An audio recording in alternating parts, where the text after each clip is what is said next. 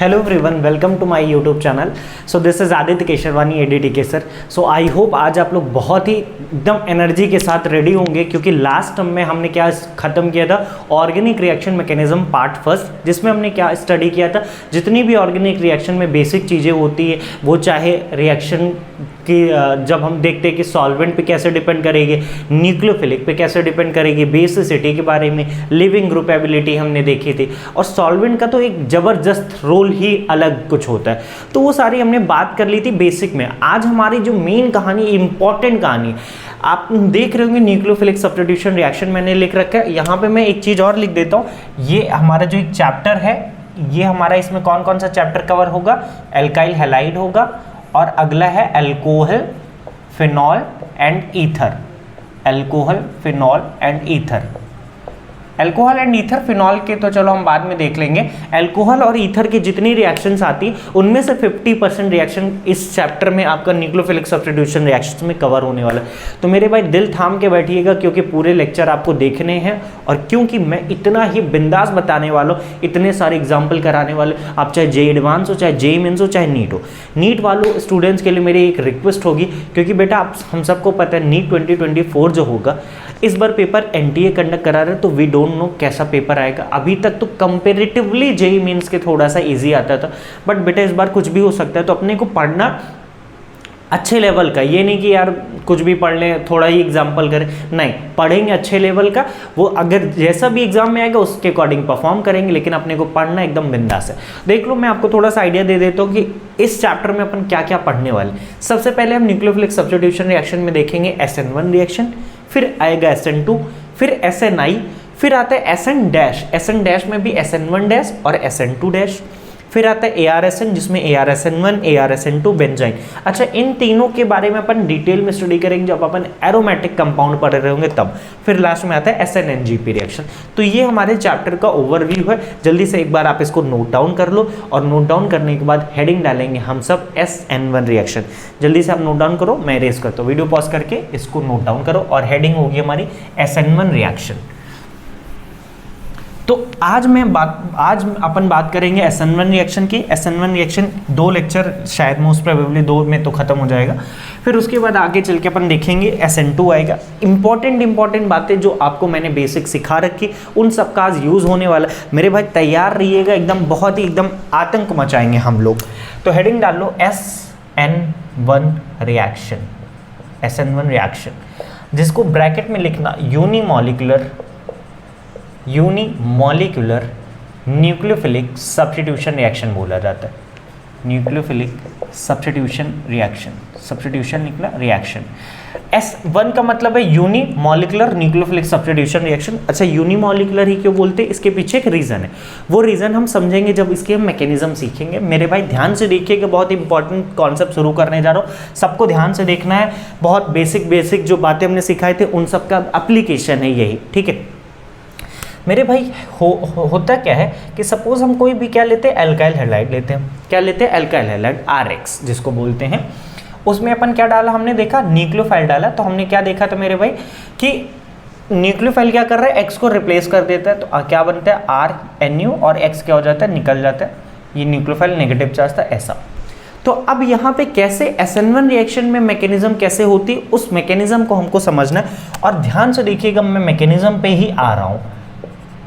Mechanism मेरे भाई ध्यान से देखिएगा होता क्या है। और यहाँ पे कोई सॉल्वेंट अपन लेते हैं, क्या लेते हैं, सॉल्वेंट, ठीक है। तो सबसे पहले देखिएगा क्या होता है, ये जो हमारा R और X होता है, मैकेनिज्म की बात कर रहा हूँ मेरे भाई, ध्यान से देखिएगा। मैकेनिज्म पहला स्टेप क्या होगा कि हमको पता है R और X मतलब हेलोजन। हेलोजन तो हम जानते हैं ज़्यादा इलेक्ट्रोनेगेटिव होगा एज कम्पेयर टू कार्बन। तो हेलोजन कहीं ना कहीं क्या कर रहा होगा, इलेक्ट्रॉन डेंसिटी खींच रहा होगा। तो बेटा ऑटोमेटिक यहाँ पे कौन सा चार्ज आ रहा होगा, पार्शियल पॉजिटिव, और इस पे आ रहा होगा मेरे भाई पार्शियल नेगेटिव चार्ज। लेकिन होगा क्या ये बॉन्ड इजीली टूट जाएगा ना? टूट जाएगा तो अभी तो पार्शियल पॉजिटिव है, और टूट जाएगा तो भैया कंप्लीट R पे पॉजिटिव, X पे नेगेटिव, जो कि अनस्टेबल है। लेकिन अगर मेरे भाई, अगर मैं कह रहा हूँ कि ये टूट जा रहा है और क्या बन रहा है, R+ और X-, तो मेरे भाई आप मेरे को बताओ यहाँ पे क्या बन रहा है, पॉजिटिव चार्ज और एनायन बन रहा है। और ये कब बनेगा, जब हमारा सॉल्वेंट कैसा होगा। आपको मैंने सॉल्वेंट के बारे में बताया था, अगर अपन कैसा सॉल्वेंट लेंगे, पोलर प्रोटिक, याद आया क्या, पोलर प्रोटिक सॉल्वेंट केटायन और एनायन को दोनों को क्या कर देगा, सॉल्वेट करके स्टेबलाइज कर दे रहा था। क्या ये टूटेगा तभी जब हम कैसा सॉल्वेंट लेंगे, पोलर प्रोटिक सॉल्वेंट लेंगे, पोलर प्रोटिक सॉल्वेंट लेंगे। अच्छा मैं लिखाऊंगा सब, अभी बस समझते चलना। तो अपने को एक चीज तो क्लियर हो गई, SN1 रिएक्शन में अपन को कैसा सॉल्वेंट लेना पड़ेगा, पोलर प्रोटिक सॉल्वेंट। तो पोलर प्रोटिक क्या करेगा, इसको भी चारों तरफ से सॉल्वेट कर लेगा और स्टेबलाइज करेगा, और इसको भी कर लेगा, स्टेबलाइज करेगा। अब मेरे भाई एक चीज यहाँ पे देखिएगा, क्योंकि R पे पॉजिटिव चार्ज आ रहा है, मतलब कार्बन पे पॉजिटिव चार्ज आ रहा है, तो ये क्या होगा, कार्बोकेटायन बोलेंगे इसको। क्या बोलेंगे मेरे भाई, कार्बोकेटायन। अब ध्यान से देखिएगा, पहला स्टेप तो हो गया। अब बात आती है दूसरे स्टेप की, ठीक है। दूसरा स्टेप, जैसे यहाँ पे R+ बना, हमारा न्यूक्लियोफाइल तैयार बैठा था। क्या ओ न्यूक्लियोफाइल, ओ पॉजिटिव नेगेटिव में तो इतना अट्रैक्शन, पॉजिटिव नेगेटिव इतना फास्ट पास आएंगे, और फाइनली क्या हो जाएगा, RNU अलग हो जाएगा, R न्यूक्लियोफाइल अब आके जुड़ जाएंगे। अब मेरे भाई मेरा आपसे एक सवाल पहला ये है कि ये पहला स्टेप है, ये दूसरा स्टेप है, इन दोनों स्टेप में फास्ट कौन सा स्टेप होना चाहिए। आप पक्का कहोगे सेकंड, और सही भी है। क्यों, ये प्लस है और ये नेगेटिव, प्लस माइनस आके जुड़ जाएंगे, अट्रैक्शन बहुत होगा, तो ये स्टेप क्या होगा, बहुत ही फास्ट होगा। कैसा होगा, फास्ट होगा। अब मेरे भाई ध्यान से देखिएगा, क्योंकि यहाँ पे पहले स्टेप में क्या हो रहा है, बॉन्ड टूट रहा है, और कोई भी बॉन्ड टूटना नहीं चाहता है ना, टूटना नहीं चाहता। तो ये स्टेप जो हमारा होगा, ये कैसा होगा, एक स्लो स्टेप होगा। कैसा स्टेप होगा, स्लो स्टेप होगा, बहुत ही धीरे होगा। और हम देख रहे हैं हमारा क्या बन रहा है, कार्बोकेटायन बन रहा है, ठीक है। तो अब यहाँ पे हमको कुछ पॉइंट, ये हमारी क्या हो गई, SN1 रिएक्शन के क्या हो गई, मैकेनिज्म हो गई। अब मेरे भाई इससे रिलेटेड अपने को बहुत सारे पॉइंट्स पढ़ने, और वो पॉइंट में नंबर 1 मैं यहाँ लिख रहा हूँ। नंबर 1 पॉइंट है कि कितने स्टेप की मैकेनिज्म है, 2 स्टेप की मैकेनिज्म, 2 स्टेप मैकेनिज्म। पहली बात, जितनी इंपॉर्टेंट पॉइंट बोल रहा हूँ मेरे भाई, इतनी इंपॉर्टेंट बात बोल रहा हूँ, समझ एकदम आग लगाने वाली बात है। 2 स्टेप की मैकेनिज्म है।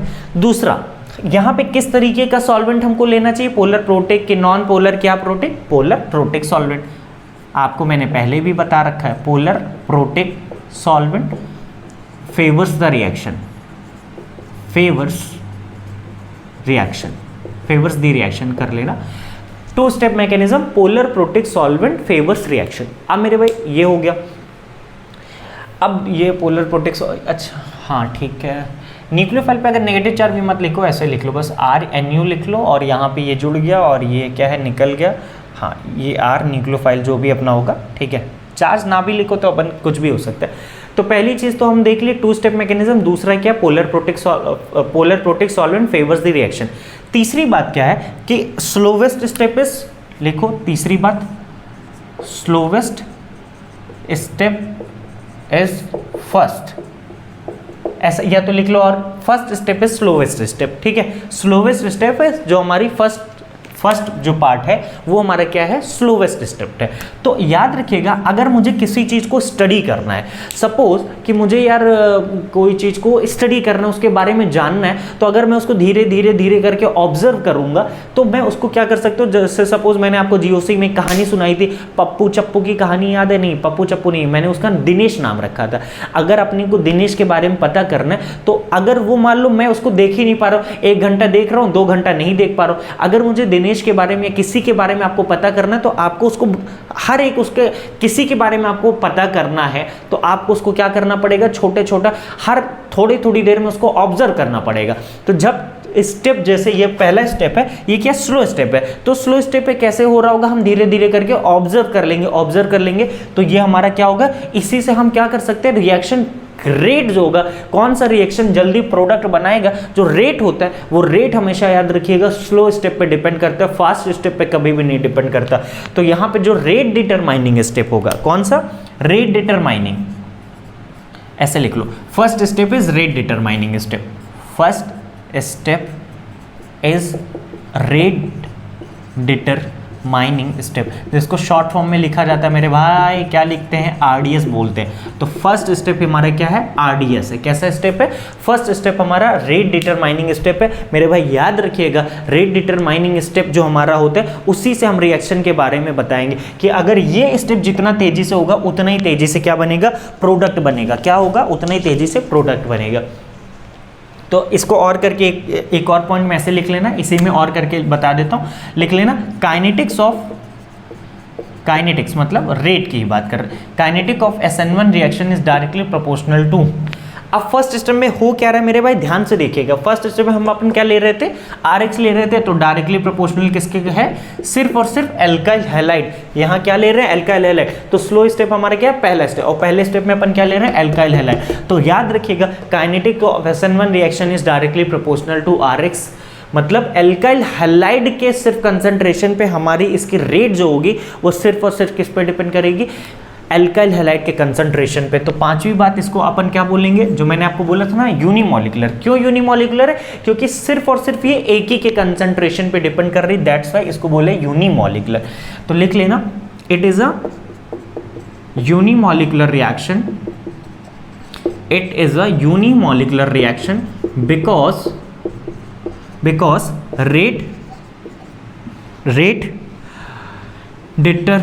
because rate is only depends upon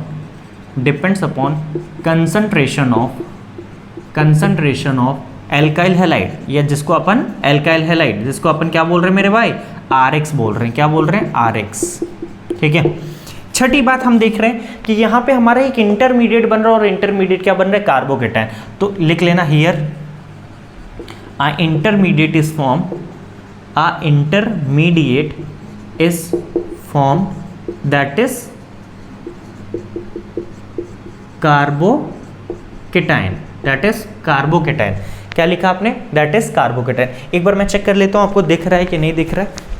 हाँ, आई थिंक आपको दिख तो रहा है, that is carbocation. Here a intermediate is form, that is carbocation. अच्छा, थोड़ी बहुत राइटिंग का ऊपर नीचे रह गया, मेरी राइटिंग पे मत जाना, कॉन्सेप्ट पे जाना। ठीक है, a intermediate is form, that is carbocation. अगर मेरे भाई कार्बोकेटायन बन रहा है तो आपको याद आना चाहिए रीअरेंजमेंट वगैरह जितनी सारी पॉसिबिलिटीज है, rearrangement will occur, rearrangement can be occurred. मतलब क्योंकि कार्बोकेटायन बन रहा है और हम जानते हैं कार्बोकेटायन में क्या होता है, रीअरेंजमेंट होता है। तो अगर रीअरेंजमेंट होने की पॉसिबिलिटी होगी तो रीअरेंजमेंट होगा। अब मेरे भाई ध्यान से देखिएगा, अगर मैं, एक होता है वीक न्यूक्लियोफाइल और एक होते हैं स्ट्रॉन्ग न्यूक्लियोफाइल। वीक न्यूक्लियोफाइल कैसे न्यूक्लियोफाइल होते हैं, जो न्यूट्रल होते हैं। कैसा होते हैं, न्यूट्रल। अगर मैं स्ट्रॉन्ग न्यूक्लियोफाइल, यहाँ पे वैसे वीक न्यूक्लियोफाइल लिया जाता है, लिख लो यहाँ पे 8 पॉइंट है, weak nucleophiles are taken for example, जैसे वाटर हो गया, क्यों, ये न्यूट्रल है, दो लोन पेयर है। एल्कोहल हो गया हमारा, मेथनॉल हो गया, CH3OH हो गया, एथेनॉल हो गया, CTOH5OH हो गया, कार्बोक्सिलिक एसिड हो गया, RC डबल बॉन्ड OH हो गया। तो ये सारे के सारे कैसे हैं, ये सारे के सारे न्यूक्लियोफाइल हैं, लेकिन कैसे, न्यूट्रल है। तो हम क्या लेंगे, weak nucleophile are taken generally, यहाँ पे लिख लेना ब्रैकेट में, जनरली क्या लिखेंगे, जनरली न्यूट्रल न्यूक्लियोफाइल्स। ठीक है, कैसा, न्यूट्रल न्यूक्लियोफाइल्स अपने को लेना है। क्यों, अगर अपन स्ट्रॉन्ग ले लेंगे ना मेरे भाई, तो ये क्या कर रहा है, एक्स खींच रहा है यहाँ से, और यहाँ पे क्या इलेक्ट्रॉन की डिफिशियंसी आ रहा है। तो अगर स्ट्रॉन्ग न्यूक्लियोफाइल होगा तो स्ट्रॉन्ग न्यूक्लियोफाइल डायरेक्टली यहाँ पे अटैक कर देगा, जो कि हमारा SN2 रिएक्शन आगे चल के हम देखेंगे, वहां पे हम स्ट्रॉन्ग लेते हैं, वहां पे डायरेक्टली अटैक होता है। लेकिन अगर अपने को यहाँ चाहिए कि ये स्टेप इजिली टूट जाए ऐसा, तो अपने को न्यूक्लियोफाइल कैसा लेना पड़ेगा, वीक लेना पड़ेगा। वीक में जनरली आपको वाटर मिलेगा, मेथनॉल या तो एथेनॉल, बस। ठीक है, ये सारे के सारे हमारे कैसे हो गए, 8 पॉइंट हो गया। अब मैं आपको बताता हूँ, 8वां पॉइंट लिख लिया। अब उसके बाद मैं 9th के बारे में बात करता हूँ। अच्छा, इतना जल्दी से लिख लो, 9th पॉइंट मैं इधर लिख रहा हूँ। अब मेरे भाई अगर मैं RX की जगह RF लेता हूँ, RCl लेता हूँ, RBr लेता हूँ, RI लेता हूँ, तो हम क्योंकि जानते हैं हमारा जो रेट डिटरमाइनिंग स्टेप है वो कौन सा स्टेप है, फर्स्ट स्टेप। और फर्स्ट स्टेप में क्या है, एल्काइल हैलाइड के कंसंट्रेशन पे क्या कर रहे हैं, डिपेंड कर रहा है। एल्काइल हैलाइड के कंसंट्रेशन पे डिपेंड कर रही चीज़ें। तो अगर अपन एल्काइल हैलाइड वेरिएबल लेते हैं, 8 हो गया, 9। तो अगर हम देखें RX है और हमने न्यूक्लियोफाइल डाला और हमने क्या बना, यहाँ पे R न्यूक्लियोफाइल और X हो गया हमारा, निकल गया। अगर मैं X की जगह बेटा एक बार फ्लोरीन लेता हूँ, एक बार क्लोरीन लेता हूँ, एक बार ब्रोमीन लेता हूँ, एक बार आयोडीन लेता हूँ, तो आप मुझे बताएंगे RF, RCl, RBr और आर आई में कौन ईजिली नहीं, फर्स्ट स्टेप तो हमारा ये था ना, सॉरी इसको इरेज करके, आर एक्स फर्स्ट स्टेप में अपन क्या होता है आर प्लस और एक्स माइनस बनता है। तो पहला स्टेप में हम देख रहे हैं अगर अपन ने एक्स की जगह फ्लोरीन, क्लोरीन, ब्रोमीन, आयोडीन रखा तो कौन सा हेलोजन लेने पे रेट ऑफ रिएक्शन ज़्यादा होगा। अगर RF लेंगे, RCl लेंगे, RBr लेंगे, RI, तो कौन से स्टेप में ज़्यादा होना चाहिए आपको ये बताना है। जल्दी से सोच के बताओ। तो देखो मेरे भाई पहले स्टेप में क्या हो रहा है, बॉन्ड टूट रहा है। तो अगर किसी की बॉन्डिंग ज़्यादा होगी, बॉन्डिंग बड़ी होगी, तो बड़ी लकड़ी और छोटी लकड़ी में किसको तोड़ना आसान, जो बड़ी लकड़ी होती है। तो R और I की बॉन्डिंग क्या है, ज़्यादा है। बॉन्डिंग ज़्यादा है तो ईजिली टूट सकता है, ईजिली टूट जाएगा। तो रेट ऑफ रिएक्शन किसकी होगी, इसकी। यहाँ पे लिख लेना ROR, रेट ऑफ रिएक्शन। इसका फुल फॉर्म लिख लेना, ये नहीं हो कि नहीं 2 महीने बाद पढ़ोगे ROR भूल जाओगे क्या है। तो लिख लेंगे रेट ऑफ रिएक्शन। ये हमारा कितना पॉइंट हो गया, 9th पॉइंट हो गया। अब मैं आपको थोड़ा सा बताता हूँ 10th पॉइंट के बारे में। इंपॉर्टेंट पॉइंट है क्योंकि हम यहाँ पे देख रहे हैं क्या बन रहा है कार्बोकेटाइन। तो कार्बोकेटाइन बन रहा है, तो कार्बोकेटाइन की स्टेबिलिटी हमारे लिए इंपॉर्टेंट है। तो लिख लेना, यहाँ पे अपन ने लिखा था, क्या लिखा था, rate of reaction is directly proportional to stability of intermediate. Stability of intermediate, और इंटरमीडिएट क्या है, इंटरमीडिएट क्या है, कार्बोकेटाइन। क्या है, डायरेक्ट ऐसे लिख लेना, rate of reaction directly proportional to carbocation stability of intermediate. 10th point हो गया। 11th हमने देखा रेट हमारा उस पर भी डिपेंड कर रहा था, रेट के उसके बारे में हमने बात कर ली, ये हो गया। अब मैं आपको एक जनरल कार्बोकेटाइन का ऑर्डर बताता हूँ, नहीं अच्छा 10th पॉइंट हो गया। 11th पॉइंट देखेंगे। इंपॉर्टेंट पॉइंट समझाने जा रहा हूँ मेरे भाई, ध्यान से देखिएगा होगा क्या। 11th पॉइंट है, मैं एनर्जी प्रोफाइल डायग्राम बता रहा हूँ आपको। इंपॉर्टेंट है बोल रहा हूँ, एनर्जी प्रोफाइल डायग्राम समझाता हूँ। एनर्जी, तब तक उधर का आप जल्दी से लिखें क्योंकि एनर्जी प्रोफाइल डायग्राम समझाने के लिए मुझे थोड़ा सा यूज़ करना पड़ेगा, वापस से रिएक्शन लिखना पड़ेगा। ये स्टेप जल्दी से लिख लिए, मैं रेस करता हूँ, आपने आई होप लिख लिया होगा। ठीक है, बहुत छोटा छोटा पॉइंट बता रहा हूँ, इस पॉइंट को हमेशा याद रखिएगा, समझिएगा। रिएक्शन जैसे समझा रहा हूँ कब कहाँ होगी वो आपको देखो। पोलर प्रोटिक सॉल्वेंट होगा, जैसे अभी हम SN2 पढ़ेंगे तो वहाँ हम देखेंगे आप प्रोटिक सॉल्वेंट लेते, मतलब आप सॉल्वेंट देख के तुरंत पता कर लोगे SN1 रिएक्शन होगी कि SN2 रिएक्शन होगी। ठीक है, ये हो गया हमारा। तो 11th पॉइंट हम डिस्कस करने जा रहे हैं, एनर्जी प्रोफाइल डायग्राम। हाँ, तो एनर्जी प्रोफाइल डायग्राम है अपने को समझना है, तो इसके लिए पहले अपने को क्या करना पड़ेगा, ये पार्ट इरेज करना पड़ेगा, फिर हमको समझ में आएगा। ध्यान से देखिएगा मेरे भाई। यहाँ पे मैंने आपको मैकेनिज्म में समझाया कि ये था हमारा RX। पहला स्टेप क्या था, RX यहाँ से टूटा तो क्या बना, R plus plus X minus. फिर सेकेंड स्टेप में ये R प्लस था तो न्यूक्लियोफाइल इसके पास आया और फाइनली आके R और न्यूक्लियोफाइल, तो ये क्या हो गया, न्यूक्लियोफाइल नेगेटिव लिख लो, R और न्यूक्लियोफाइल जुड़ गया। ये हमारी कहानी थी। ठीक है, R और न्यूक्लियोफाइल जुड़ गया। अब मेरे भाई ध्यान से देखिएगा होगा क्या। अगर मैं एनर्जी प्रोफाइल डायग्राम की बात करता हूँ तो ये हमारा सपोज यहाँ बनाता हूँ, ये हमारी एनर्जी और ये हमारा progression of reaction, progression of reaction. मेरे भाई ध्यान से समझिएगा बात को। अगर मैं कह रहा हूँ ये हमारा रिएक्टेंट है जो कि हमने क्या लिया था RX, और यहाँ पे हमारा फाइनल प्रोडक्ट बनेगा, क्योंकि अगर किसी की एनर्जी कम है तो प्रोडक्ट क्या है हमारा R न्यूक्लियोफाइल। यही तो ध्यान से देखिएगा, प्रोडक्ट की हमेशा एनर्जी क्या होगी, कम होगी एज कम्पेयर टू रिएक्टेंट, क्योंकि energy potential energy is inversely proportional to stability. तो पक्का प्रोडक्ट ज़्यादा स्टेबल होगा, तभी तो ये क्या हो रहा है, बन रहा है। अब मेरे भाई ध्यान से देखिएगा, पहले क्या हो रहा है, RX क्या हो रहा होगा, टूट रहा होगा। पहले तो टूट रहा होगा, कंप्लीटली टूटा। R प्लस बनने से पहले क्या होगा, ये बॉन्ड क्या होगा, थोड़ा थोड़ा दूर जाएगा। तो कहाँ से होगा, ये RX क्या होगा, पहले क्या होगा, बॉन्ड इसका दूर जा रहा है, कुछ एक ऐसा स्टेट बनेगा। अब मेरे भाई इस स्टेट में क्या होगा कि यहाँ से ये क्या है, पहले बॉन्ड दूर जा रहा है, फिर यहाँ पे फिर क्या हो गया, दूर जाते एकदम और दूर हुआ। उसके बाद यहाँ पे ध्यान से देखिएगा, यहाँ पे हमारा क्या हुआ, एक इंटरमीडिएट बना। इस पॉइंट को बोलेंगे हमारा ये।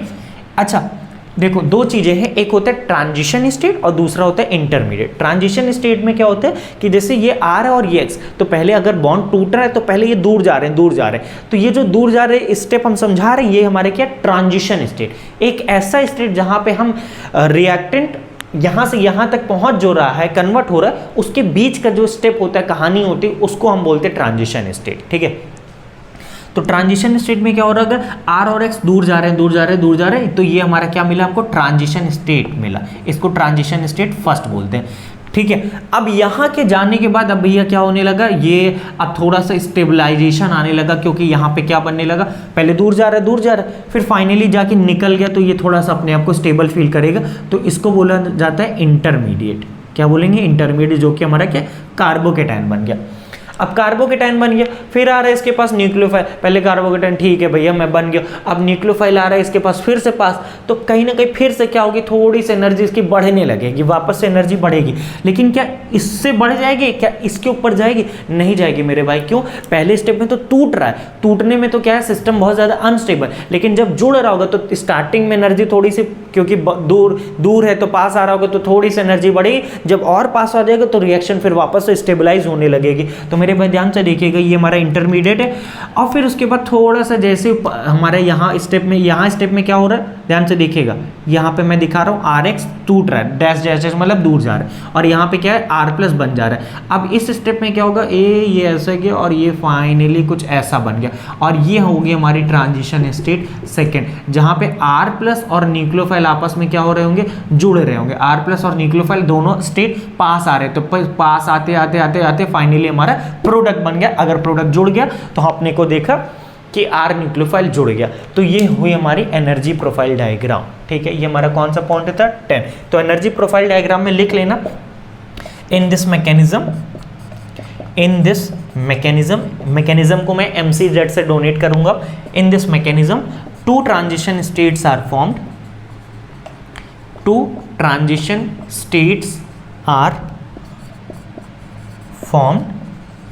in which transition state first has higher energy than has, क्योंकि बेटा ग्राफ से भी क्वेश्चन बन सकता है, in which transition state first has higher energy than transition state second. मेरे भाई आपको मैंने समझाया, क्योंकि यहाँ पे क्या हो रहा है, ये दोनों टूट रहे हैं, तो इनमें क्या होगी, अनस्टेबिलिटी ज़्यादा है। अगर अनस्टेबिलिटी ज़्यादा है तो इसका एनर्जी क्या होगा, ज़्यादा। फिर इसमें क्या है, जब कार्बोकेटायन बन गया तो वापस अब थोड़ा थोड़ा पास आ रहे हैं, तो कार्बोकेटायन से ज़्यादा थोड़ी सी एनर्जी पहले बढ़ेगी, फिर फाइनली क्या होने लगेगी, डिक्रीज होने लगेगी। ठीक है, तो in this mechanism two transition states are formed, in which transition state first has higher energy than transition state second. Also one intermediate is formed,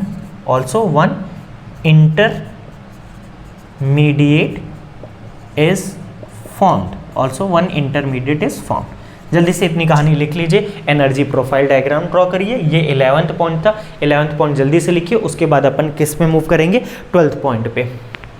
11th हो गया, अब इसके बाद अपन मूव करेंगे 12th पॉइंट पे। तो ये हमारी कहानी हो गई जहाँ पे ये बना।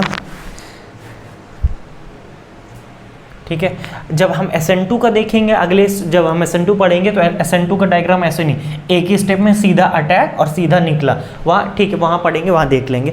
अब मेरे भाई ध्यान से देखिएगा, इतना लिख लिया हो आपने, तो ये हमारा 11th पॉइंट था।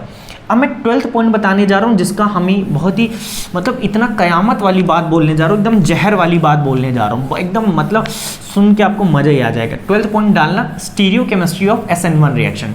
12th पॉइंट मतलब एकदम मज़ा ही आ जाएगा आपको सुन के, मतलब लोग समझ नहीं पाते हैं। 12th पॉइंट डालिएगा आप, stereo chemistry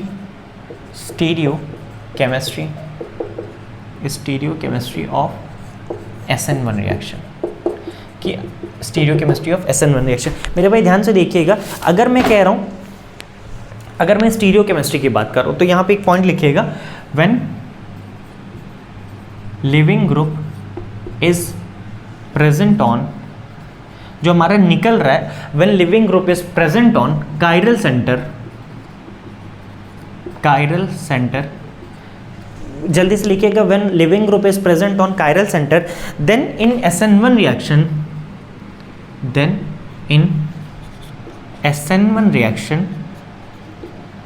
a racemic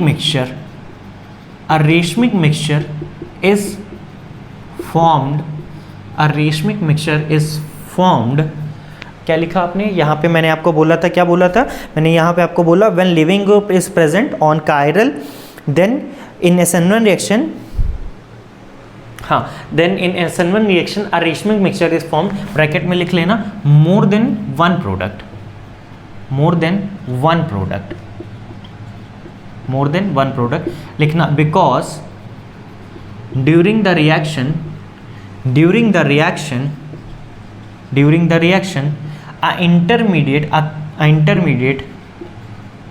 which is carbocation, a intermediate that is carbocation is formed। अब मेरे भाई ध्यान से देखिएगा, रिएक्शन के बीच में हमने क्या बोला, कार्बोकेटाइन बन रहा है। कार्बोकेटाइन बनने की वजह से अगर लिविंग ग्रुप जहां है वहां पे कायरल सेंटर है, अगर कायरल सेंटर पे लिविंग ग्रुप प्रेजेंट है तो कार्बोकेटाइन बना। कार्बोकेटाइन कैसा होता है, प्लेनर, प्लेनर होने की वजह से रिएक्शन में दो पॉसिबिलिटीज बनेंगी, एक क्या बनेगा, दो टाइप के प्रोडक्ट बनेंगे।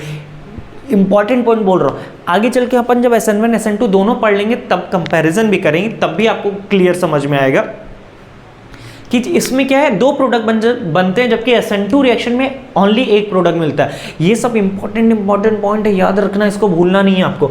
इस SN1 रिएक्शन में दो प्रोडक्ट बनेगा, SN2 में आगे चल के अपन पढ़ेंगे एक ही प्रोडक्ट बनेगा। अब मेरे भाई ध्यान से देखिएगा, है क्या, मैं एग्जाम्पल ले रहा हूँ। फॉर एग्जाम्पल यहाँ पे मैं ले रहा हूँ CH3, यहाँ पे H ले रहा हूँ, और यहाँ पे आप ले लो C2H5, और यहाँ पे मैं आयोडीन ले रहा हूँ, और मैंने यहाँ रिएक्शन करा रहा हूँ वाटर के साथ।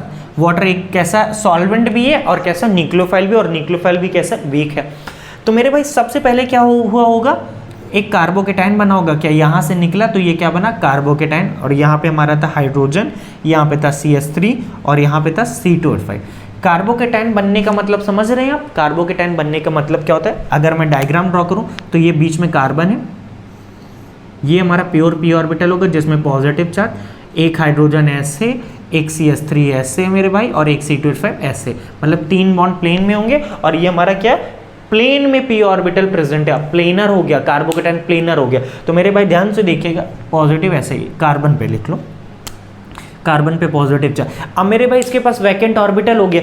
अब न्यूक्लियोफाइल के पास कितने रास्ते हैं, एक तो न्यूक्लियोफाइल के पास इधर से रास्ता है कि इधर से आ जाए, और एक इधर से रास्ता है, तो मतलब इसमें कितने प्रोडक्ट बनने की पॉसिबिलिटीज होंगी, दो। तो यहाँ पे मैं देख लूँ, आपको एक बार दिख रहा है कि नहीं दिख रहा है इतना, हाँ यहाँ तक तो दिख रहा है। तो यहाँ के बाद अब ध्यान से देखिएगा, ध्यान से देखिएगा मेरे भाई, अब यहाँ पे कार्बोकेटाइन बन गया, तो पहली पॉसिबिलिटी क्या होगी,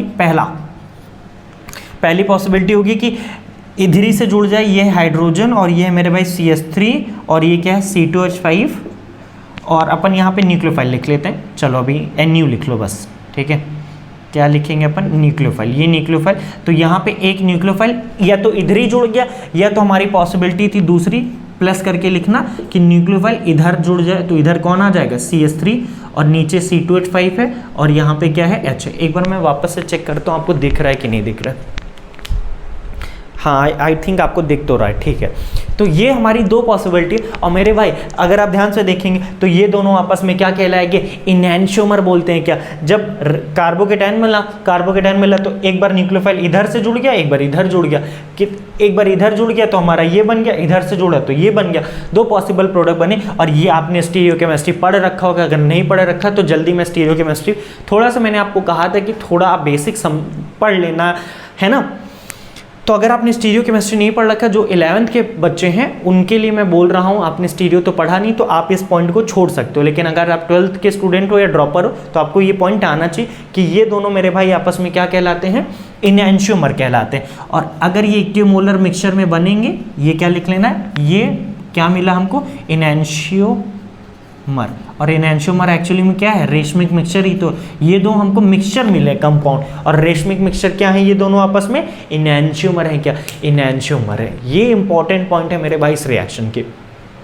लेकिन मैं अब इससे एक जहर, एक मतलब आग लगाने वाली बात बताता हूँ। आई थिंक आपने इधर इतना पॉइंट लिख लिया होगा इधर का, ठीक है, ये 12th चल रहा था। अब मैं इसमें आपको एक जहर वाली बात बताता हूँ। जहर वाली बात ये है, ध्यान से देखिएगा मेरे भाई, इंपॉर्टेंट बात बोलने जा रहा हूँ। रेशमिक मिक्सचर का मतलब ये होता है कि इक्विमोलर में जब अपन बनता है, जैसे अपन ने यहाँ पे क्या लिया था, यहाँ पे हमने लिया था, ये था हमारा, यहाँ पे हाइड्रोजन था, कुछ भी ले सकते हैं आप, यहाँ पे CH3 था और यहाँ पे C2H5 था, और यहाँ पे अपन ने क्या लिया था, आयोडीन। फिर हमारा न्यूक्लियोफाइल आया था, न्यूक्लियोफाइल आया तो मतलब क्या बना होगा, ये कार्बोकेटाइन बना, ये हमारा H था, ये CH3 था और ये C2H5।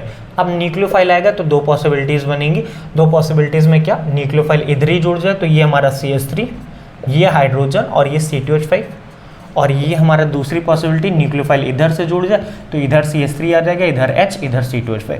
और हमेशा ये क्या बोलते हैं, ये रेशमिक मिक्सचर है, जहाँ पे इक्विमोलर अमाउंट पे क्या बनते हैं, दो मिक्सचर बनते हैं, तो उसको बोला जाता है रेशमिक मिक्सचर। और ये दोनों आपस में रिलेशन क्या है, इन दोनों आपस में, इनको बोलते हैं अपन इनैंशियोमर्स। क्या बोलते हैं, इनैंशियोमर्स। अब मेरे भाई मैं एक कयामत वाली बात बताने जा रहा हूँ, देखिएगा। जब लिविंग ग्रुप इधर था और ये न्यूक्लियोफाइल इधर ही आ गए तो इसको बोलते हैं रिटेंशन प्रोडक्ट, इसको बोला जाता है रिटेंशन। जिधर लिविंग ग्रुप था उधर ही क्या आ गया, न्यूक्लियोफाइल आ गया तो इसको क्या बोलेंगे, रिटेंशन। अब लिविंग ग्रुप इधर है, अगर इसके जस्ट अपोजिट आएगा तो इसको बोला जाता है मेरे भाई इन्वर्जन। तो हम क्या देख रहे हैं कि जब SN1 रिएक्शन हो रही तो यहाँ पे रिटेंशन और इन्वर्जन दोनों टाइप के प्रोडक्ट बन रहे हैं। लेकिन मेरे भाई अगर एग्जाम में पूछ लिया जाए आपसे कि रिटेंशन और इन्वर्जन में कौन ज़्यादा बनता है या इक्वल बनता है, तो जनरली हम कहते हैं ये दोनों इक्वल अमाउंट पे बनते हैं। लेकिन मैं आपको सच बताऊं ना, तो जो रेशियो होता है ना वो 1% से ऊपर नीचे होता है, 2% से। ध्यान से देखिएगा, मैं समझाने की कोशिश कर रहा हूँ कि रिटेंशन और इन्वर्जन में ज़्यादा कौन बन रहा होगा। अगर मैं आपसे कहता हूँ ये है मेरा कार्बन, यहाँ पे मैं डाल रहा हूँ एबव द प्लेन है, एबव द प्लेन में CH3, और यहाँ पे मैं दे रहा हूँ ये हमारा प्लेन में मान लो Cl है, और यहाँ पे मैं बिलो द प्लेन डाल रहा हूँ, किसको डाल दूँ, H, और यहाँ पे अपन ले लेते हैं C2H5। ध्यान से देखिएगा मेरे भाई, तो पहले स्टेप में क्या हो रहा होगा कि पहले स्टेप में ये टूटा तो ये क्या बन गया, कार्बोकेटाइन बना, जो कि ऐसा होगा, ये प्लेनर स्टेट पॉजिटिव, ऊपर हमारा ये था, अबव में कौन था, ये CH3 लगा हुआ था, और इधर क्या है CH3, और यहाँ पे क्या था, एक बिलो द प्लेन में H था, और ये क्या है C2H5। कुछ ऐसा स्टेट बन रहा था, ये प्लेनर है। कार्बोकेटाइन कैसा है, प्लेनर है। कैसा है, प्लेनर है, इतना तो आप समझ रहे हो ना। कार्बोकेटाइन का हाइब्रिडाइजेशन sp2 जो कि प्लेनर है। मेरे भाई ध्यान से देखिएगा, मैं आपको काम की बात समझा रहा हूँ। हो क्या रहा होगा, अब क्या होगा मेरे भाई, न्यूक्लियोफाइल क्या करेगा, अब अप्रोच करेगा। अब क्या करेगा, न्यूक्लियोफाइल अप्रोच करेगा, तो इधर से भी जुड़ सकता है, इधर से भी जुड़ सकता है। लेकिन अगर आप ध्यान से देखें, ध्यान से देखिएगा, काम की बात बोल रहा हूँ। पहले क्या हो रहा होगा, अगर जैसे क्लोरीन यहाँ से दूर जा, जैसे जैसे यहाँ से क्लोरीन क्या हो रहा होगा, दूर जा रहा होगा, दूर जा रहा होगा, दूर जा रहा होगा, तो यहाँ पे कार्बन पे पार्शियल पॉजिटिव कैरेक्टर आ रहा होगा। और जैसे कार्बन पे पार्शियल पॉजिटिव कैरेक्टर आ रहा होगा, वैसे ही न्यूक्लियोफाइल क्या दिख जाएगा, इसको पार्शियल पॉजिटिव। तो मेरे भाई ये दूर जा रहा है, दूर जा रहा है, दूर जा रहा है क्लोरीन, तो कार्बन पे पार्शियल पॉजिटिव, वो न्यूक्लियोफाइल को तुरंत ही क्या दिख गया, तुरंत ही यहाँ पे पार्शियल पॉजिटिव दिखने लगा। अब मेरे भाई स्टार्टिंग के टाइम पे क्या होता है कि कार्बोकेटाइन जब यहाँ से क्लोरीन कंप्लीटली निकला नहीं होता है तो पार्शियल पॉजिटिव तो बनना शुरू हो जाते जैसे जैसे दूर गया। तो ये जो न्यूक्लियोफाइल होता है ना, ये सेम साइड से अटैक, मतलब सेम साइड से जाके जुड़ नहीं पाता है, क्योंकि क्लोरीन थोड़ा सा दूर तो रहता है, तो दूर होने की वजह से थोड़ा सा रिपल्शन इसको मिलने लगता है। तो इनिशियल टाइम पे न्यूक्लियोफाइल क्योंकि डायरेक्टली यहाँ पे नहीं आ सकता, लिखा दूंगा मैं, चिंता न करिए आप, पहले समझ लो फिर लिखाऊंगा मैं खुद। तो न्यूक्लियोफाइल क्या है, स्टार्टिंग टाइम पे दूर जा रहा है, दूर जा रहा है, दूर जा रहा है, तो दूर जाने की वजह से पार्शियल पॉजिटिव आने लगा, न्यूक्लियोफाइल को तुरंत पार्शियल पॉजिटिव दिखने लगा। लेकिन न्यूक्लियोफाइल इधर से थोड़ा सा जल्दी नहीं आ पाएगा, क्यों, क्योंकि क्लोरीन रहेगा ना, थोड़ा दूर ही रहेगा तो रिपल्शन होगा। तो न्यूक्लियोफाइल का ज़्यादातर परसेंटेज इधर जाने की कोशिश करेगा और तब तक इधर निकल होगा, फिर बाकी का परसेंटेज इधर आ जाएगा। तो मेरे भाई ध्यान से देखिए, मतलब न्यूक्लियोफाइल पीछे से ज़्यादा जाने की कोशिश करेगा। तो दैट मीन्स मैं यहाँ एक बात कह सकता हूँ, 11 12 पॉइंट था, 13 पॉइंट में लिखिएगा, दी मोस्ट इंपॉर्टेंट पॉइंट है, लिखिएगा inversion product is slightly greater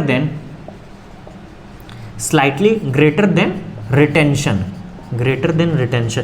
तो मेरे भाई याद रखिएगा, एक्सपेरिमेंटल फैक्ट है कि SN1 रिएक्शन में क्या बनता है, रेशमिक मिक्सचर तो बनता है। लेकिन अगर ऑप्शन में ये लिखा है कि इन्वर्जन प्रोडक्ट का परसेंटेज ज्यादा होता है एज कंपेयर टू क्या, रिटेंशन, तो याद रखिएगा ये एकदम मतलब जहर वाली बात बता रहा हूँ कि SN1 रिएक्शन में रेशमिक मिक्सचर तो बनते ही, लेकिन अगर पूछ ले कि इन्वर्जन और रिटेंशन में कौन ज्यादा होता है, तो याद रखिएगा हमेशा कि इन्वर्जन का परसेंटेज होता है या इन्वर्जन प्रोडक्ट जो होता है वो हमेशा याद रखिएगा ज़्यादा बनता है as compare to as compare to क्या क्या बोला मैंने, एज कम्पेयर टू रिटेंशन। ये बात को नोट डाउन कर रहा है, जो कहानी मैंने बोली है उसको मैं लिखवा भी देता हूँ, लेकिन अगर आप अपने शब्दों में लिखोगे तो आपको और ज़्यादा मजा आएगा। ये लिख लिए थे इतना, ठीक है, इतना लिख लिए थे। अब कुछ बातें आपको मैं रिवाइज कराता हूँ। सबसे पहली बात कि जो हमारी SN1 रिएक्शन उसको यूनिमॉलिक्यूलर रिएक्शन बोला जाता है। क्यों? क्योंकि जब उसका हमने रेट डिटरमाइनिंग स्टेप देखा तो वो पहला स्टेप था जिसमें RX क्या हो रहा है, टूट रहा है, डिसोसिएट हो रहा है, और टूट के क्या आप दे रहा है, इंटरमीडिएट। तो इंटरमीडिएट कार्बोकेटाइन था, और कार्बोकेटाइन अगर बन रहा है तो हमने GOC में पढ़ रखा है रीअरेंजमेंट होगा।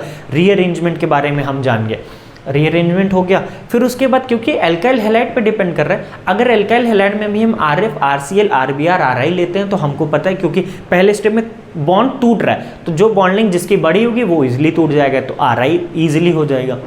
फिर अगर हम बात करें सॉल्वेंट की, क्योंकि R+ और X- R+ और X- बन रहा है, तो केटाइन और एनाइन को अगर मुझे दोनों को क्या करना है, स्टेबलाइज करना है, तो पोलर प्रोटिक सॉल्वेंट ही ऐसा सॉल्वेंट है जो दोनों को क्या करते हैं, स्टेबलाइज। तो पोलर प्रोटिक सॉल्वेंट लेंगे, और न्यूक्लियोफाइल कैसा लेंगे, वीक लेंगे, ताकि स्ट्रॉन्ग लेंगे तो डायरेक्टली अटैक हो जाएगा, जो कि SN2 रिएक्शन में हम देखेंगे। तो वीक न्यूक्लियोफाइल लेंगे। और एनर्जी प्रोफाइल डायग्राम के बारे में बात की, स्टीरियोकेमिस्ट्री में हमने देखा कि रेशमिक मिक्सचर बनता है, लेकिन अगर रेशमिक मिक्सचर में भी देखें तो इन्वर्जन और रिटेंशन में इन्वर्जन का परसेंटेज जो होता है वो ज़्यादा होता है। अब इस बात को आप अपने शब्दों में लिख लें तो बेटर है, नहीं लिख रहे तो मैं आपको लिखाऊंगा भी, ऐसा नहीं कि मैं आपको लिखाऊंगा नहीं। तो अच्छा, मैं आपके लिए बोल देता हूँ, आप लिख लोगे क्या? बोल दूंगा तो लिख लोगे क्या? तो अच्छा मैं बोलता हूँ, आप लिखें, ठीक है, क्योंकि लिखने में फिर बहुत ज़्यादा टाइम वेस्ट हो जाएगा। तो मैं आपको बोल देता हूँ, यहाँ पे लिखिए एक्सपेरिमेंटल फैक्ट इज दैट, लिखेंगे experimental fact is that inverted product, experimental fact is that inverted product is more dominating, inverted product is more dominating somewhere because, फिर से बोलता हूँ, experimental fact is that inverted product is more dominating somewhere because यहाँ पे आप लिखेंगे because 100% racemic mixture is not formed, because 100% racemic mixture is not formed due to repulsion between living group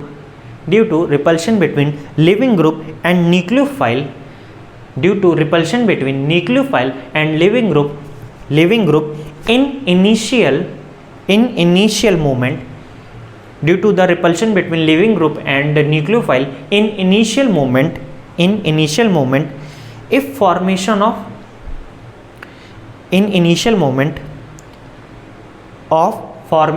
carbocation,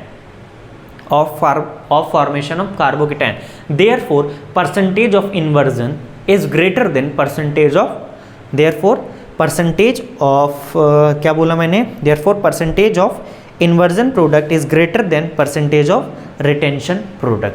ये कहानी मैंने आपको सुनाई। अब मेरे भाई ये कहानी आपको समझ में आई होगी और इम्पॉर्टेंट थी। अब एक जनरल ऑर्डर में आपके लिए लिख देता हूँ, इतना ज़्यादा इंपॉर्टेंट है जनरल। अच्छा ये कौन सा पॉइंट था, 13 पॉइंट था। अच्छा चलो अब मैं पूछ लेता हूँ आपसे 14 पॉइंट। अगर मैं 3 डिग्री कार्बोकेटाइन बन रहा है और 2 डिग्री कार्बोकेटाइन बन रहा है और 1 डिग्री बन रहा है, तो मेरे भाई 3 डिग्री, 2 डिग्री और 1 डिग्री में कौन ज़्यादा होगा? 3 डिग्री ज़्यादा होगा, क्योंकि 3 डिग्री कार्बोकेटाइन ज़्यादा स्टेबल होता है। तो अगर मैं आपसे पूछूं 3 डिग्री अल्काइल हैलाइड, ऐसे लिख लो, ये R कार्बन R X, और ये है मेरे भाई R कार्बन R X, और ये है मेरे भाई RCH2X। तो मेरे भाई यहाँ पे जो कार्बोकेटाइन बनेगा ज़्यादा स्टेबल होगा एज कम्पेयर टू दिस, तो याद रखिएगा ये क्या आ गया, स्टेबिलिटी ऑर्डर। ये हमारा 14 पॉइंट था। अब 15 पॉइंट लिखेंगे, जनरल ऑर्डर ऑफ कार्बोकेटाइन। मेरे भाई आपको कहीं पे भी ये ऑर्डर नहीं मिलेगा, दी मोस्ट इंपॉर्टेंट बोलने जा रहा हूँ, इतना ज़्यादा जहर वाली बात बताने जा रहा हूँ आपको, एकदम जहर वाली बात है ये, ध्यान से देखिएगा। पूरे कार्बोकेटाइन की अगर मैं बात करूं तो कार्बोकेटाइन की स्टेबिलिटी का ऑर्डर सीक्वेंस में लिख रहा हूं यहाँ पे। तो सबसे पहले अगर स्टेबल होता है तो अगर कहीं पे 3 साइक्लोप्रोपाइल रिंग जुड़े और कार्बोकेटाइन जुड़ा, ये सबसे ज़्यादा स्टेबल होता है। देन आता है, बहुत सारे लोग, मैं सच बता रहा हूँ, अगर आप कहीं पढ़ रहे होंगे तो बहुत सारे लोग बताते हैं ट्रोपोलियम केटाइन को ज़्यादा। मेरे भाई वो चीज़ गलत है। 3 अगर साइक्लोप्रोपाइल रिंग जोड़ी तो ज़्यादा स्टेबल होती है। डांसिंग रेजोनेंस, जिनको नहीं पता वो जीओसी का लेक्चर जाके देख सकते हैं। फिर आता है उसके बाद ट्रोपोलियम केटाइन आता है। 3 डांसिंग रेजोनेंस हो गया। फिर उसके बाद आता है, इसको बोलते हैं, इसको लिख लेना, क्या बोलते हैं, क्या बोलते हैं इसको, ट्रोपोलियम केटाइन। फिर उसके बाद आता है, अगर 3 बेंजीन जुड़ा हो और वहाँ पे कार्बोकेटाइन बन रहा हो, तब आता है कार्बोकेटाइन वो वाला। फिर उसके बाद आता है अपना, अगर ऐसा सिस्टम हो जहाँ पे 2 डांसिंग रेजोनेंस हो रहे हैं, 2 साइक्लिक रिंग जुड़े हैं, वो ये हो गया, 2 हो गया। फिर उसके बाद मेरे भाई आता है 2 के बाद अपना, 2 के बाद आ जाएगा 2 अगर बेंजीन रिंग जुड़े हों, वो ज़्यादा स्टेबल होता है। फिर उसके बाद आता है ये एरोमेटिक, ये वाला आता है। फिर उसके बाद आता है RCH2, सॉरी यहाँ पे मैं लिख देता हूँ, क्या लिख दूँ, RCH+OH। मतलब यहाँ पे देख रहे हो बैक बॉन्डिंग हो रही है, क्या हो रही है, बैक बॉन्डिंग हो रही है। ROCH2+ लिख लो ऐसे, इसको थोड़ा सा ऐसे लिख लेना, ROCH2+, ठीक है। सोचो यहाँ पे बैक बॉन्डिंग हो रही, फिर भी ये कार्बोकेटाइन ज़्यादा स्टेबल है एज कम्पेयर टू दिस। फिर उसके बाद मेरे भाई आता है डांसिंग रेजोनेंस वाला 1 रिंग CH2+, इतना हो गया। अब उसके बाद आता है हमारा 3 डिग्री कार्बोकेटाइन, नहीं उसके बाद हमारा जो आता है मेरे भाई, अगर बेंजीन से ऐसा PH CH+ और R भी जुड़ा हो तो ये ज़्यादा स्टेबल होता है किसके कंपैरिजन में, 3 डिग्री के। R का मतलब कुछ ना कुछ कार्बोकेटाइन। फिर उसके बाद आता है हमारा एक बेंजीन पे अगर कार्बोकेटाइन हो। फिर उसके बाद आता है हमारा allylic position, CH2 double bond CH CH2+। फिर आता है 3 डिग्री, फिर आता है 2 डिग्री, फिर आता है मेरे भाई 1 डिग्री। तो ये हमारा क्या आया, एक सीक्वेंस आया 3 डिग्री 2 डिग्री 1 डिग्री का, ठीक है। ये कहानी हो गई। अब मेरे भाई मैं कुछ आपको बातें बता दूं इसमें, क्या कि कौन कौन से ऐसे कंपाउंड होंगे जो रिएक्शंस नहीं देंगे, ऐसे कौन से कार्बोकेटाइन होंगे जो रिएक्शंस नहीं देंगे। 3 to 1 के बाद सीक्वेंस में लिख लेना, सीक्वेंस में लिख लेना, और ये सारे रिएक्शन नहीं देते, लिखना CH2 डबल बॉन्ड CHX। फिर उसके बाद यहाँ पे CH2 डबल बॉन्ड CHX, उसके बाद लिखेंगे आप बेंजीन पे अगर X हो तो वो भी नहीं जाएगा। और उसके बाद आता है RC ट्रिपल बॉन्ड CX, क्या आता है, RC ट्रिपल बॉन्ड CX आता है। फिर उसके बाद आता है मेरे भाई बाईसाइक्लिक वाला सिस्टम, क्यों नहीं देता ये, इसका रीज़न भी मैं आपको बताऊंगा। ये हो गया बाईसाइक्लिक। और उसके बाद लास्ट में हमारा ये आता है, ये X। आई होप आपको दिख रहा हो, नहीं दिख रहा हो तो मैं एक बार चेक कर लेता हूँ आपको दिख रहा है कि नहीं। हाँ, आई होप आपको दिख रहा है। अब जितना मैंने ये रेड कलर से लिखा है, ये सारे के सारे SN1 रिएक्शन देते भी नहीं है, और भी कुछ नहीं देते हैं, जैसे 1 डिग्री भी नहीं देता है, ठीक है। आगे चल के हम देखेंगे 1 डिग्री क्यों नहीं देता है, क्योंकि कार्बोकेटाइन 1 डिग्री स्टेबल ही नहीं होता। 3 डिग्री तो स्टेबल होता है, वो तो भैया 3 डिग्री वाला खूब तेजी से देगा। 2 डिग्री वाला ना बीच में होता है, वो SN2 और SN1 दोनों देते हैं। हम फिर आगे चल के जब SN2 भी सीख लेंगे, उसके बाद देखेंगे कि कब SN1 होगा कब SN2, वो अपना देख लेंगे। लेकिन मैं आपको ये, इसको भी 1 डिग्री वाले को भी रेड से लिख देता हूँ, ये हमारे 1 डिग्री। जितने मैंने रेड से लिखे ये सारे के सारे नहीं देते। 1 डिग्री वाला तो मैंने आपको समझा दिया, क्योंकि यहाँ पे 1 डिग्री कार्बोकेटाइन बहुत लीस्ट स्टेबल होते, तो 1 डिग्री जहाँ पे कार्बोकेटाइन बनना चाहेगा वो कभी भी नहीं बनेगा, वो SN1 रिएक्शन नहीं जाएगी। अब मेरे भाई ये जो नीचे लिखा है ये क्यों नहीं देते, क्योंकि अगर यहाँ से पहले स्टेप में X निकला तो किस पे चार्ज आएगा, पॉजिटिव चार्ज इस कार्बन पे। और मेरे भाई आपको बता दूं, डबल बॉन्ड पे कभी भी पॉजिटिव चार्ज नहीं आना पसंद करेगा, डबल बॉन्ड पे कभी भी पॉजिटिव चार्ज नहीं आना पसंद करेगा। मतलब ये रिएक्शन SN1 के अकॉर्डिंग नहीं जाना पसंद करेगी। लेकिन अगर कोई ज़बरदस्ती पे आ जाए तो करा सकते हैं, लेकिन ये अपने आप को नहीं चाहेगी। तो मतलब जनरली अगर मैं पूछूँ ये SN1 रिएक्शन देगी तो नहीं देगी। क्यों, क्योंकि डबल बॉन्ड पे पॉजिटिव चार्ज बहुत ज़्यादा लीस्ट अनस्टेबल। सेम चीज़ बेंजीन पे हेलोजन जुड़ा, तो अगर X यहाँ से निकल जाएगा तो कौन सा चार्ज आएगा, पॉजिटिव, कभी नहीं आना चाहेगा। सेम चीज ट्रिपल बॉन्ड पे भी ये पॉजिटिव अनस्टेबल, ये तो ब्रिज हेड पे कभी भी पॉजिटिव, और ये वाला अगर यहाँ पे पॉजिटिव आ गया तो मेरे भाई ये क्या बन जाएगा, एंटी एरोमेटिक। तो ये ऐसी चीजें होंगी जो रिएक्शंस हमारी SN1 की नहीं देंगी। तो आज की क्लास को यहीं पे समाप्त करेंगे, क्योंकि SN1 रिएक्शन की हमने बेसिक जितनी भी कहानी थी सीख ली, रिएक्शंस अभी आगे सीखेंगे। तो अगली क्लास में मिलेंगे SN2 रिएक्शन, फिर SN1 SN2 को दोनों के कंबाइन क्वेश्चन करने वाले हैं अपन। आई होप आपको मजा आया, और जितनी बेसिक बातें सिखाई उनको 2 बार पढ़िएगा, समझिएगा। सॉल्वेंट, 3 डिग्री, न्यूक्लियोफाइल, कौन सा काम कहाँ क्या लेना है, रेशमिक मिक्सचर बनता है हमेशा SN1 रिएक्शन में, मतलब 2 प्रोडक्ट बनते हैं, 2 प्रोडक्ट में भी इन्वर्टेड का रेशियो जो होता है थोड़ा ज़्यादा होता है। और रेशियो की बात कर रहे हैं तो थोड़ा सा मैं आपको बता देता हूँ। इन्वर्टेड जो होता है, ये रिटेंशन था, ये इन्वर्जन था, ये इन्वर्जन था ना, तो इन्वर्जन जो होता है मेरे भाई वो बनता है ऑलमोस्ट 53%, और ये जो बनता है मेरे भाई ये 47% बनता है। मतलब 2-3% का ही अंतर होता है, ज़्यादा का नहीं अंतर होता है। तो थोड़ा सा इन्वर्जन का परसेंटेज स्लाइड ज़्यादा होता है, ठीक है, ज़्यादा भी नहीं होता, ज़्यादा डिफरेंस नहीं। तो रेशमिक मिक्सचर बनता है, और थोड़ा सा हमने देखा इन्वर्जन का परसेंटेज ज़्यादा होता है। अच्छे से पढ़िएगा, मन लगा कि मैं बहुत ज़्यादा लेंदी नहीं पढ़ा रहा हूँ, जो चीज़ें एग्जाम में आने वाली सिर्फ उस पर पढ़ेंगे, ज़बरदस्ती की चीज़ों को नहीं ध्यान देंगे, ठीक है। मज़ा आया होगा आपको, और तब तक बिल्कुल कोई टेंशन नहीं लेना, मन लगा के पढ़ते रहिएगा। अगली क्लास में मिलेंगे SN2 के साथ, फिर SN1 और SN2 के दोनों को मिक्स करके सवाल करेंगे कि कब कहाँ SN1 होना चाहिए, कब SN2 होना चाहिए। फिर आगे चल के तो बहुत सारी रिएक्शंस अपन को पढ़नी है, ठीक है। So yes, thank you so much.